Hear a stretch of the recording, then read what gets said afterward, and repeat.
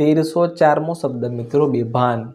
બેભાનને અંગ્રેજીમાં શું કહેવાય? તો બેભાનને અંગ્રેજીમાં કહીશું અનકોન્શિયસ। UNCONSCIOUS અનકોન્શિયસ मतलब કે બેભાન।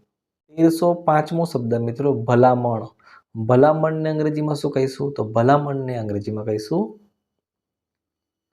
રિકમેન્ડેશન। RECOMMENDATION રિકમેન્ડેશન मतलब કે ભલામણ। 1306મો શબ્દ મિત્રો ભાગ્યેજ। ભાગ્યેજનું અંગ્રેજી શું થાય? તો ભાગ્યેજનું અંગ્રેજી થાય સેલ્ડોમ। SELDOM સેલ્ડોમ मतलब કે ભાગ્યેજ। 1307મો શબ્દ મિત્રો ભાત। ભાતને અંગ્રેજીમાં શું કહીશું? તો ભાતને અંગ્રેજીમાં કહીશું cooked rice. COOKEDRICE cooked rice मतलब કે ભાત। 1308મો શબ્દ મિત્રો ભાવવું। ભાવવુંનું અંગ્રેજી શું થાય? તો ભાવવુંનું અંગ્રેજી થશે ટુ લાઇક ધ ટેસ્ટ मतलब કે ભાવવું।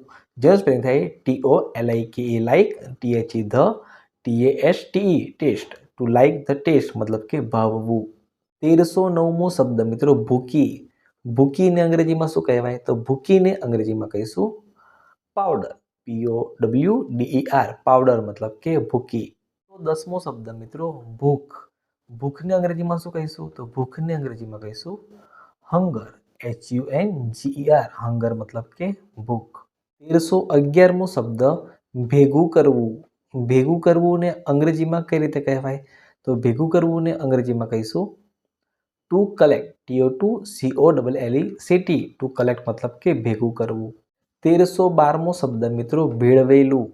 ભેળવેલુંને અંગ્રેજીમાં શું કહીશું? તો ભેળવેલુંને અંગ્રેજીમાં કહીશું મિક્સ્ડ। MIXED મિક્સ્ડ मतलब કે ભેળવેલું। 1313મો શબ્દ મિત્રો ભોજન। ભોજનને અંગ્રેજીમાં શું કહેવાય? તો ભોજનને અંગ્રેજીમાં કહીશું મીલ। MEAL મીલ मतलब કે ભોજન। 1314મો શબ્દ મિત્રો મકાઈ। મકાઈને અંગ્રેજીમાં શું કહેવાય?